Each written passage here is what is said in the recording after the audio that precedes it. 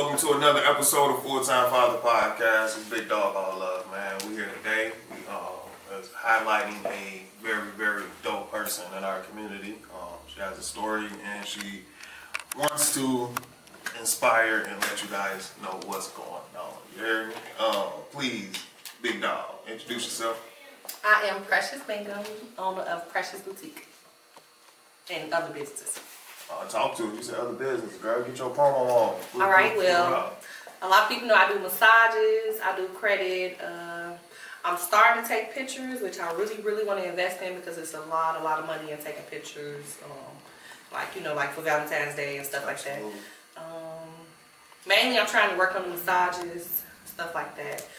I'm gonna get more into that later down the line, but yeah. Man, speaking of that, that event you had. Man, talk about it, G. Tell us how was that event, homie? Because what I seen was crazy, son. I did an event for Valentine's Day. It was a Galentine's party, so just invited a bunch of ladies from Rockford, Chicago, wherever, I know people from a little bit of everywhere. So, a bunch of girls came out, and about the post I made, a lot of people do not know that I made that post on some funny shit. Oh, word? Yeah, so, y'all know, y'all ever think the girls post a picture and say, I invited 20 kids to my baby birthday party and nobody showed up. Mm-hmm. And they go viral, and I'm like, you couldn't invite 20 kids and your cousins and they show up. So I say, one of y'all take a picture of the scenery or whatever, and I'm going to post it on Facebook. So I did, and in 10 minutes, 1,000 people shared it, oh, I would have came. Oh, yeah, that's wild. And I'm like, what? Even though I love y'all, I would have wanted y'all to be there and, show the love. I don't mad people coming out and, partying and whatever. As long as nobody is violent, we all laughing and having a good time. And we had a great time. I seen. So, yeah. And then some guys came through, I ain't discriminate, the guys came through. So, no sexual things like that. But me and the girls was, throwing a lot. We was throwing a lot. Absolutely. So, I watched the video at least. I'm definitely want to do that again for Father's Day. So. Oh, okay. Okay, that's what's up. That's dope. Count me in. You heard the cameraman shook his head too. Yes, sir. Shit. Count us in. Yeah. Okay. That's what's up, man. So let's get right into it though, big dog. Where you from originally? I'm from Chicago, Illinois. The west side. I West 290. Okay. West side, Cook County born. I'm right with you, for sure. Okay. And from there, what was your environment like? Okay, so my growing up, my childhood and stuff, my parents was on drugs. So it was really hard for me and my siblings. How many siblings? I got a brother and a sister. Oh. Your daddy, he got extra kids. But on my mama's side, I have a brother and a sister. So. Okay. Excuse me. Okay. And then how did your environment affect your upbringing? Well, it was pretty hard. I had the type of mom, which I love her. She got 20 years clean. Shout out to Big dog. Lindy Ray, shout out my girl. My daddy also has 20-something years clean. He got his master's.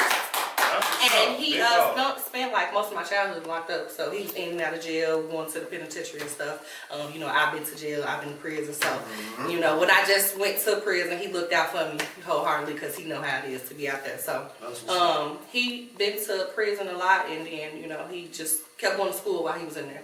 And he ended up getting his master's. That's dope. So now he's a counselor. That was dope. In Chicago he's a counselor in Chicago for a drug counselor. That's what's up. Yep. That's what's up. That's real dope, man. Somebody who had to go through something to change into something, and now give him that game right back, man. And that's what it's about, man. That's dope. And like I said, my childhood was pretty hard. I had the hustling type of mama who was y'all gonna sell this candy, we gonna get the money, but they never gonna get that candy. So yeah, it was rough. No shoes, no clothes. Sometimes having to hustle and stuff like that. Growing up, really having to get it out the mud. So, absolutely. But it taught me to be a better person. To always respect people. Value their money and what they're investing to you. So that's why I love my customers. I love my clients. I love people who love me because it was hard out there once upon a time. So we grew up in a good block. It was a nice, like family knit neighborhood, but there's still bullies, Absolutely. A lot of people, they felt like it was our fault that my mom was on drugs. Like, yo, mama a crackhead. Like, damn, how's that my fault? Like, that hurts my feelings. You making it worse. Hey, kids or me. be assholes, man. So, like, I'm glad that me and my siblings, we were strong enough to, like, go through that and say, shake it off, we can get out there, we can do something if you feel like you want to do something, but you're not about to just sit here and, dog me out or whatever, like, but it is what it is. Absolutely. Like I said, my parents are clean now, so we went through that in a lot of the times I was growing up, a lot of parents were on drugs and they didn't know it. Absolutely. So that was real crazy for me to later down the line to figure out, like, what? Well, yo, mama a crackhead too. You just ain't know. She bought your Jordans off of the link card, and my mama sold our link card. But still, everybody was in the same boat. We all struggling. So like, nowadays we still struggling. We all struggling. Like, we shouldn't be so tough on people in their situations. Absolutely. So I'm definitely promoting a lot of more businesses to collab with, so we can get in the community and let everybody know, all the positivity, like, so. Yeah, so. I love that, man. I love that. And that's real, man. People don't understand, man, how assholeish kids are, man. Kids, oh, man, boy. I remember being the main event. When I say the main event, I think people used to go home from school. I think they used to sit in a circle. I'm going to say this tomorrow about him. Tomorrow. Them pants, yep, I know they gonna wear them again. I'm gonna say that. Like, damn. Man, when I say, and then I'm always a person, I love a good joke though, man. So I sit there and laugh with their ass though, you know what I'm saying? Yes. But man, boy, that's wicked. I did know how to talk about your back, so. Oh yeah, right away. Yeah, right away. Yeah, I learned roasting real quick. Yeah. It went from watch your motherfucking mouth. Then to me going home, keep getting in trouble. My mom was like, watch your motherfucking mouth, what you doing? Then to me roasting, you know what I'm saying? Oh. And then I'll try to fight you, I'm sorry. But that's what led me to the life I had just recently. So talk to him. I'm definitely not the crash out type of person. Like, I've always been nice like my whole life. I've always been like a loving, caring person. So when it does get to that point, even growing up, it's like you took me there. You really, really took me there.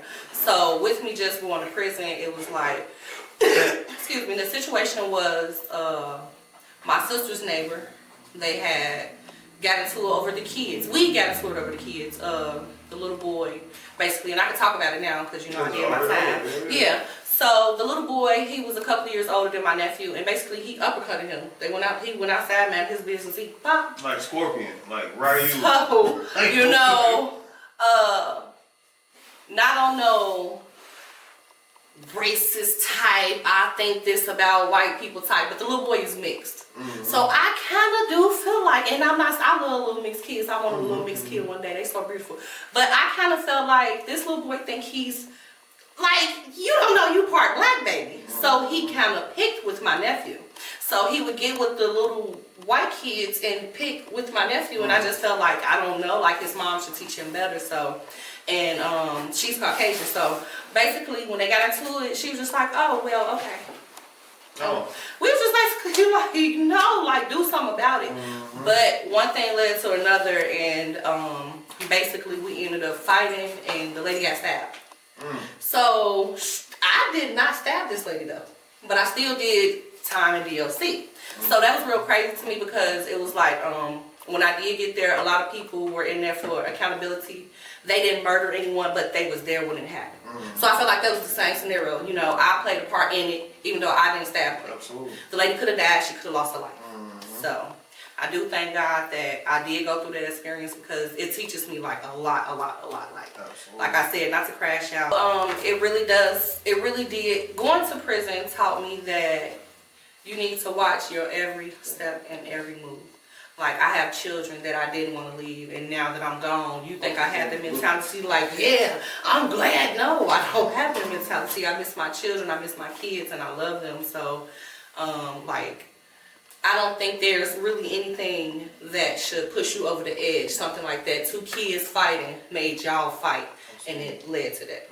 So, and I've met a lot of women in jail that actually did horrible things, like molested kids and chop kids' heads off, all their body parts. So, like, I'm like, with the lady, I still feel bad to this day because it shouldn't have went that far.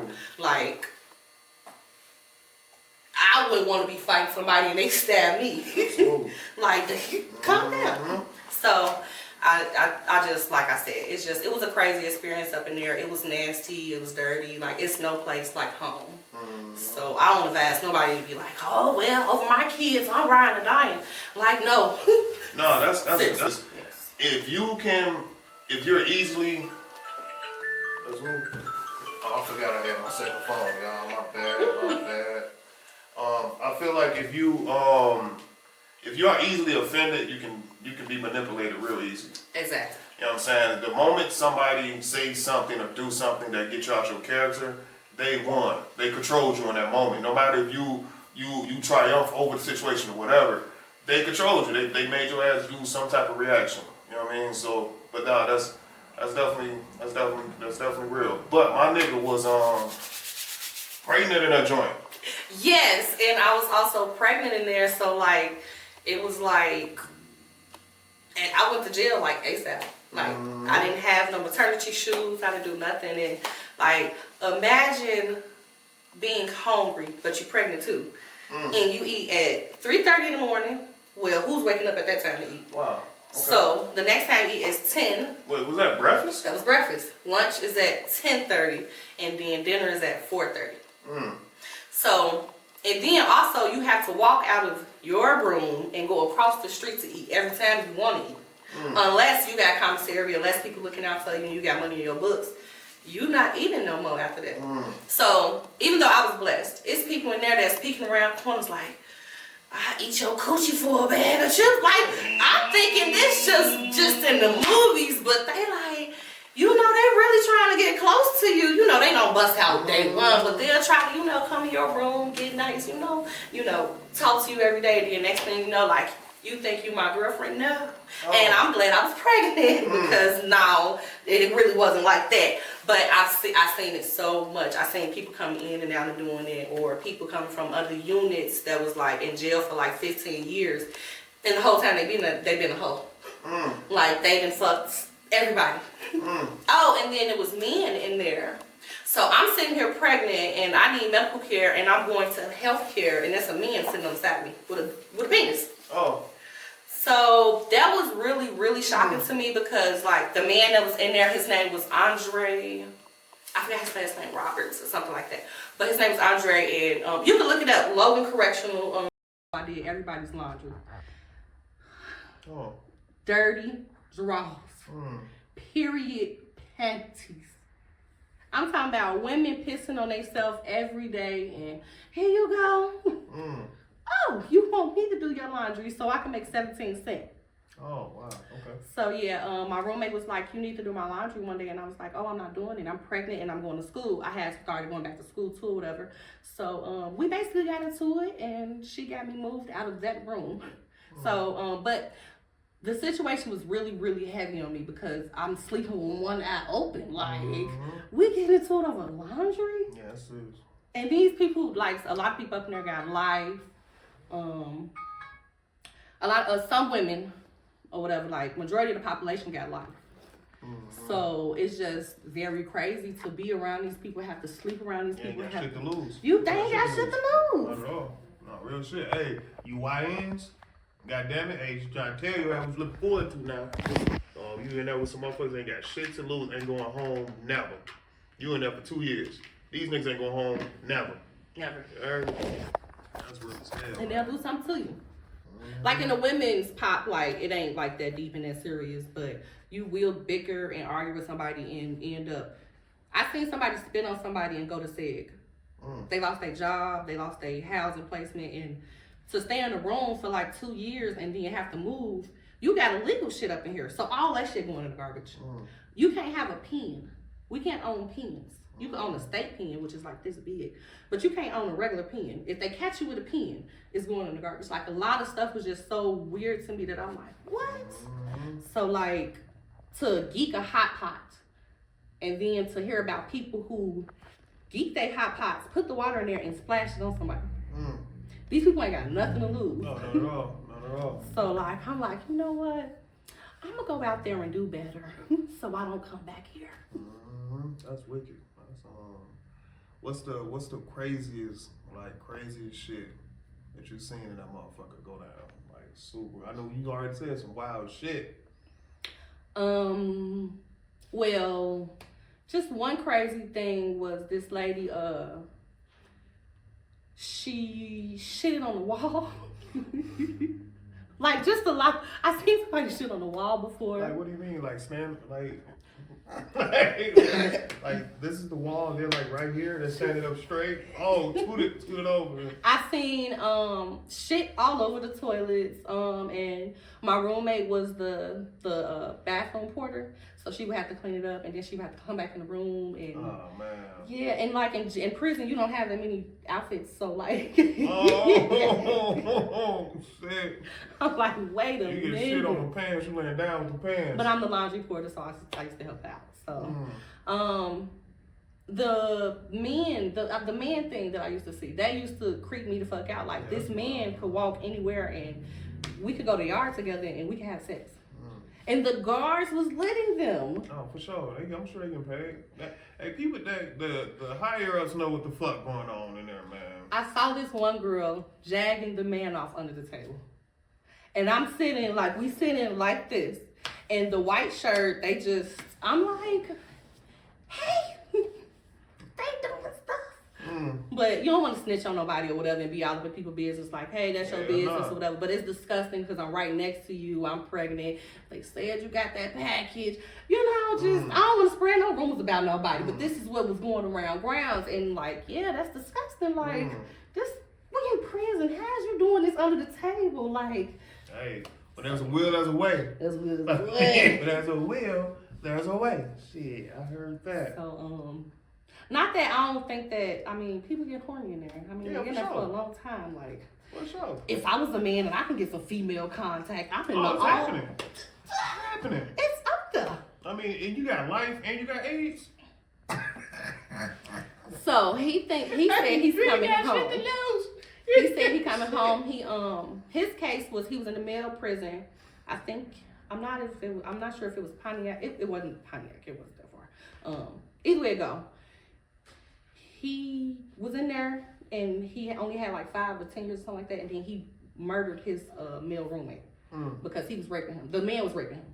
So he murdered him and put him under the bed type shit. And then when they found out, he was like, oh no, I want to be a woman. So they shipped him to the women's prison. So wow. This is what's going on out there in the world, and they just allowing it. Like, it's fine. You could go over there with the women. Now you can have sex with them. That's wicked, man. And he would sit on the side of me, and one day he told me that he didn't get raped, that he killed his roommate, and he took a toilet tissue the inside the roll and shoved it up his own booty so he can make it seem like he was getting raped. Oh. I said, oh, that's your story now. Oh. Hey, white shirt, come get this man, because he's talking loud as hell. So, I don't know, like. So he finger banged himself with the tissue. If I was an 18-year-old, I would be He was 18? No. I was trying to say that. If I was a young person going to prison, sure. That would scare the hell out of me. For sure. Like, that should not be allowed. Like, no discrimination against transgenders, LGBTQ, and, the gay community. Yeah, for sure. Yeah, but like I said, man, they know what's going on, man. They know that they can change a lot of shit to do something to make that experience way fucking different. But, we 3/5 of a man, you know what I'm saying? So they don't look at us like we're actual humans, you know what I'm saying? I ain't gonna get into that though, because I flip that shit all the way around. I be studying, you heard me? But nah, that's wicked, man. Fucking damn. Alright, so my nigga get into a fight. Somebody get poked up. How long you was in there? Almost a year. Almost a year. In there pregnant. Watching all type of fucking reality show shit going on. Alright, so you come home, what is it looking like?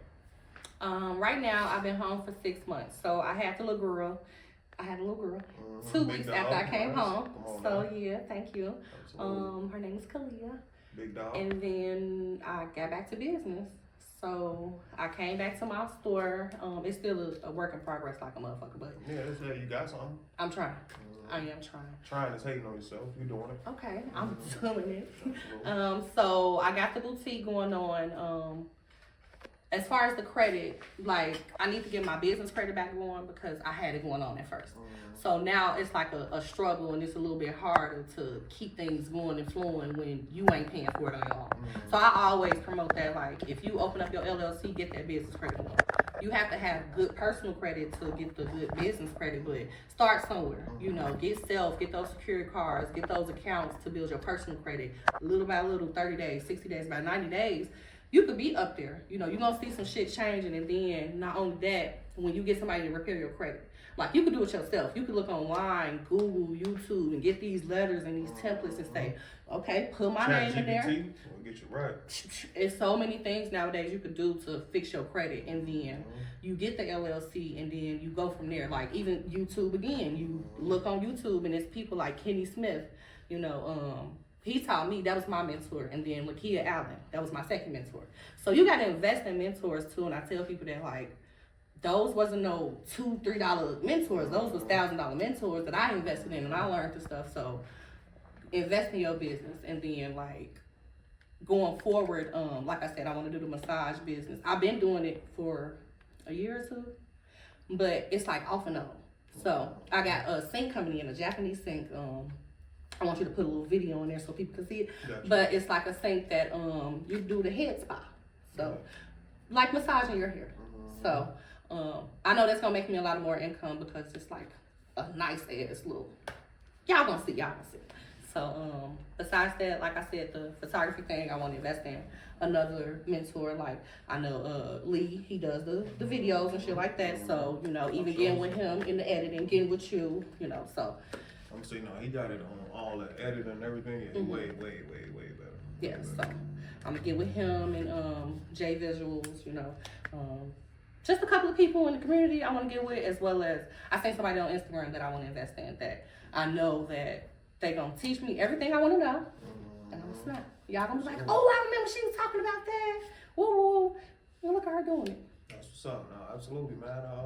I got faith in your homie. Ever since I met the homie, she had a shop, she had something set up. You heard me? For sure, man. You had the food. You heard me? You know what I'm saying? Hey, I'll be back outside soon on the vegan tip. Jerk macaroni, you need to make that. Man, you heard, boy? Man, I made some motherfucking jerk mushrooms and chickpeas yesterday. Nigga. Man, look. I don't want that. Oh, you definitely do. Trust me. Your body does. No, for real, because I feel like the Hulk. Well, hey, when I tell you, homie, them dead animals ain't for you. They ain't for you, homie.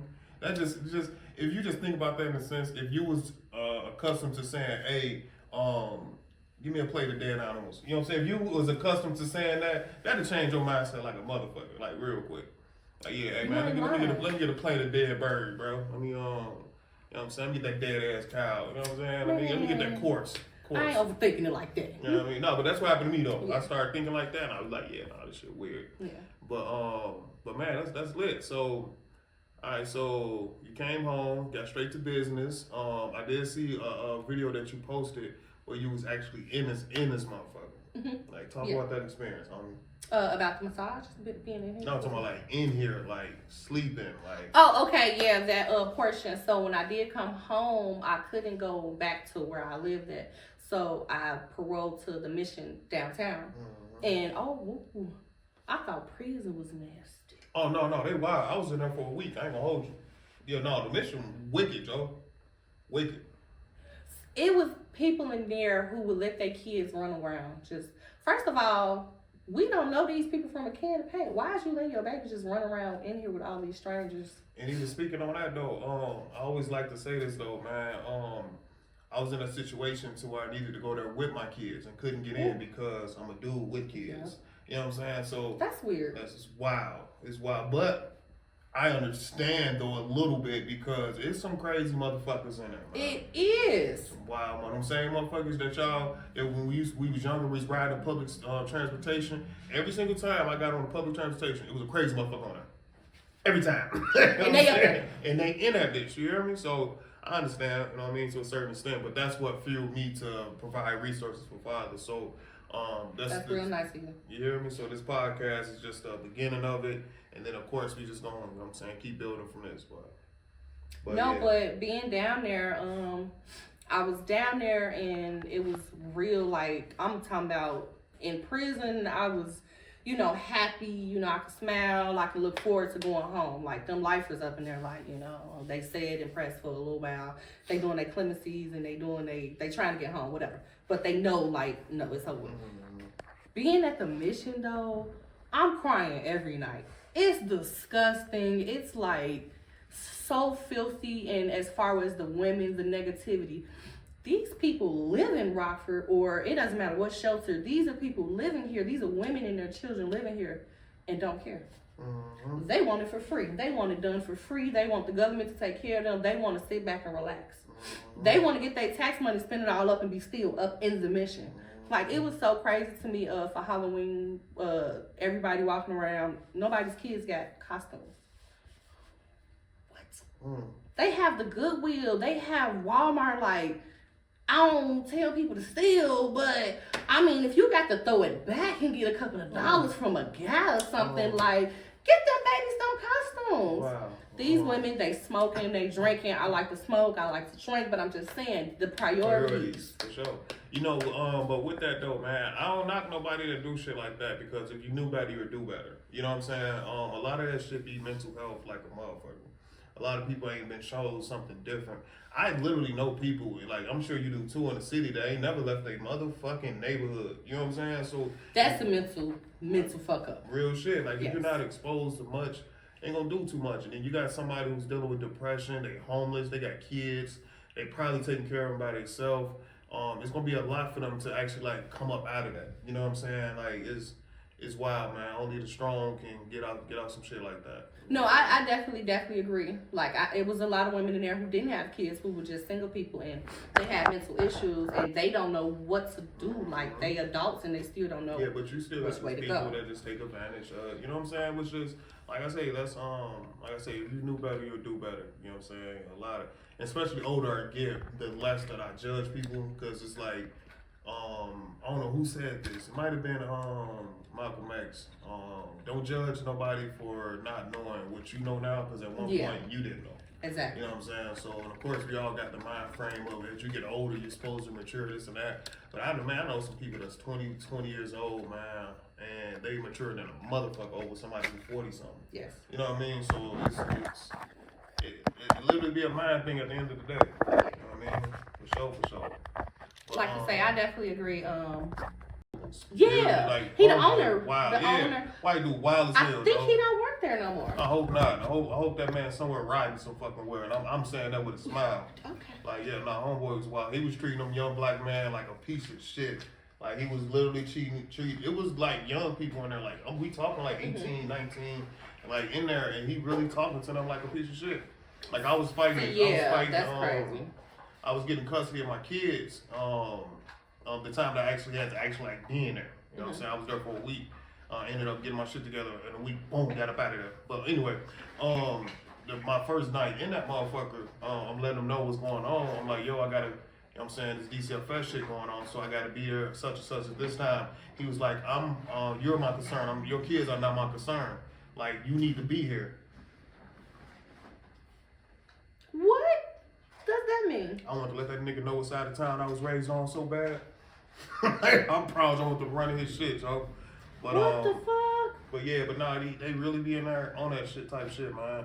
And it's a lot of people, like I say, it's people in there that really need that shit. Can you imagine being 18 years old, being homeless? Yeah. You know what I'm saying? Yeah. Like, of course, you probably fucked up at the crib, or your parents just ain't give a fuck. Either way it go, you're 18 years old, and you ran to that spot for some help, and they treating you like you're a piece of shit. And I think it's like a mental game that they do to try to, like, make it hard for you, so you want to get out, so you're not comfortable. But there's ways to go about that shit too as well. You know what I mean? There's definitely ways to go about that.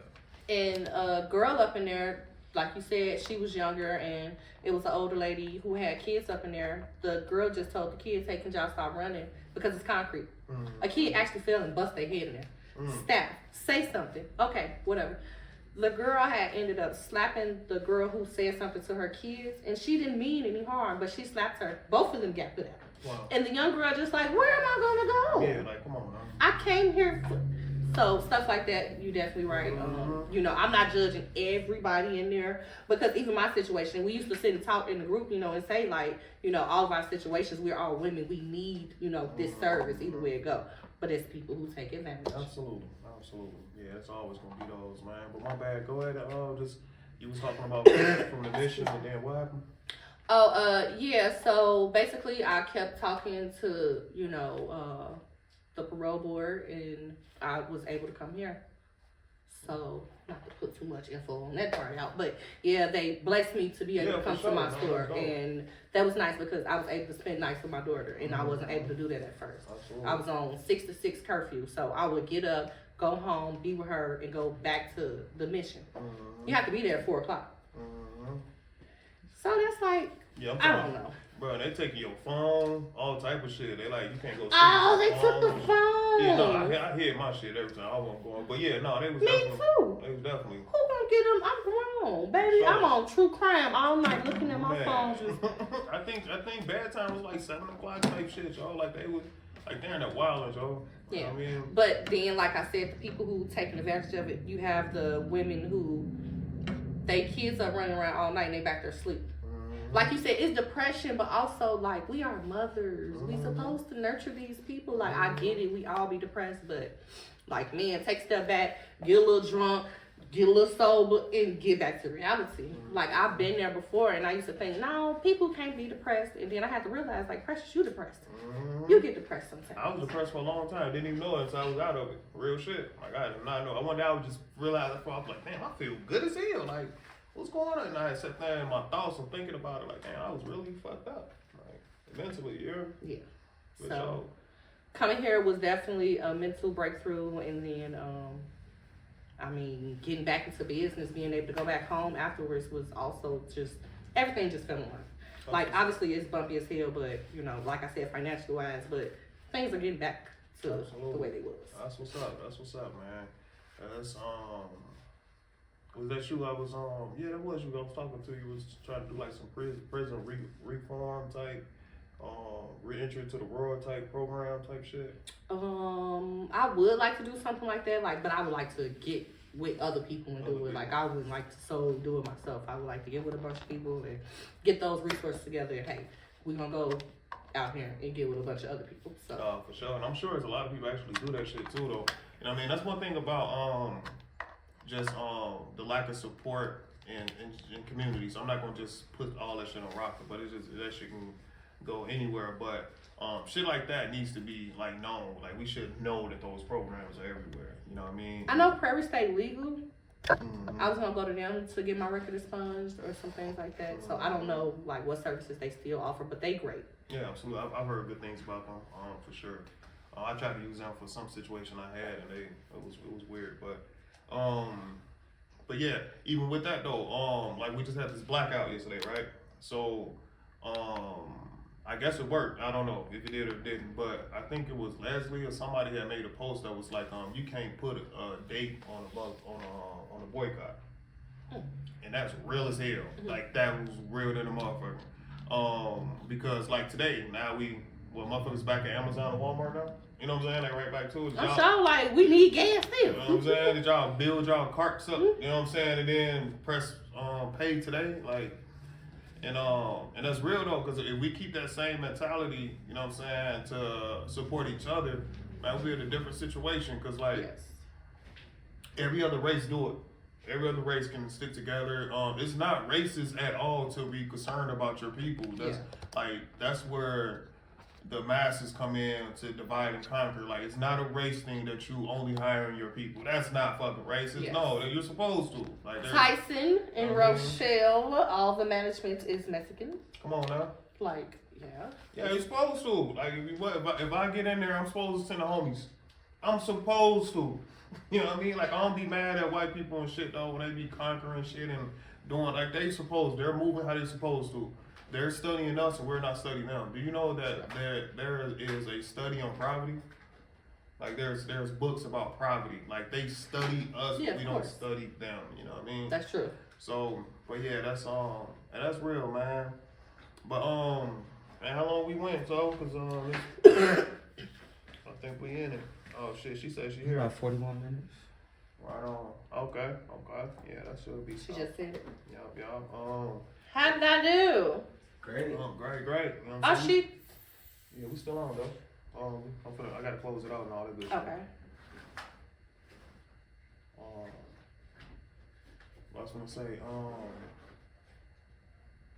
damn, I just lost my train of thought. Oh, we gonna glad we ain't live. You want me to unlock the door? Yeah, unlock the door real quick. I'm gonna say, yeah. We gotta close our session out. But yeah, Okay. go ahead, let her know.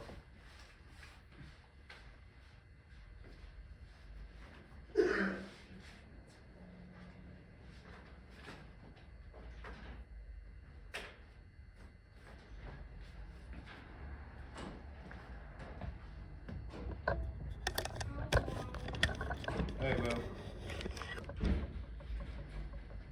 I don't know which one it is. I'm gonna tell the door open.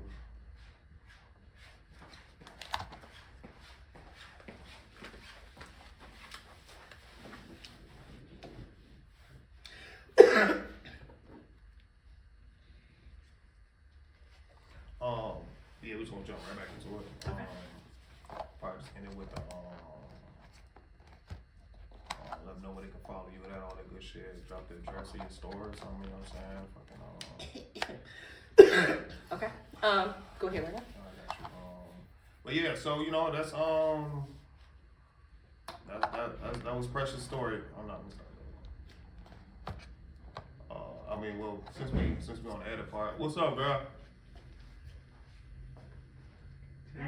Hey, we finna close this one out real quick. Hi.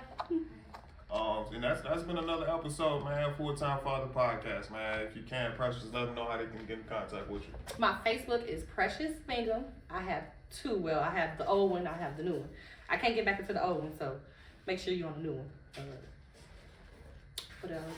Y'all don't need my Snapchat. My store address is 720 Broadway. So if anybody want to come back some lingerie, some AirPods, Nike sweats. I sell a lot of stuff, so look on my page. She got them bedroom enhancers. Adult toys. You hear me? We ain't talking Power Rangers. I got the roses, the lemon. I don't know if y'all saw the lemon, but yeah. Don't know about them lemon. They got the lemon. I got the lemon toy. They got the bitters.